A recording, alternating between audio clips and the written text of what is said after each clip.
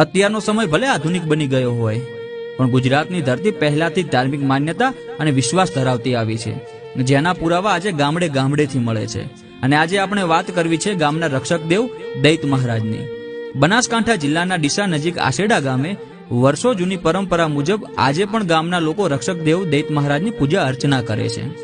પહેલાના સમયમાં ગામની રક્ષા કરવા માટે પાદરમાં રક્ષક દેવની સ્થાપના કરવામાં આવતી હતી, અને જે રક્ષક દેવ ગામની રક્ષા કરે અને જેના બદલામાં વર્ષમાં ચોક્કસ સમય આખું ગામ ભેગું થઈને તેને નિવેદ ધરતું હતું.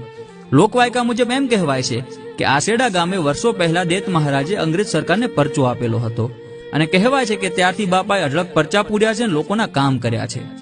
માન્યતા મુજબ એમ કહેવાય છે કે બાપાને સાચા દિલથી યાદ કરતા ઢોલ નગારા વગાડવામાં આવતા ત્યારે વરસાદના છાંટણા પડ્યા હોવાના પુરાવા મળે છે. આજે પણ વર્ષો પછી દૈત મહારાજને વર્ષમાં એકવાર આખું ગામ ભેગું મળીને જાર વ્યવહાર કરે છે અને બાપાનો આભાર માની માનતાઓ ધરાવે છે.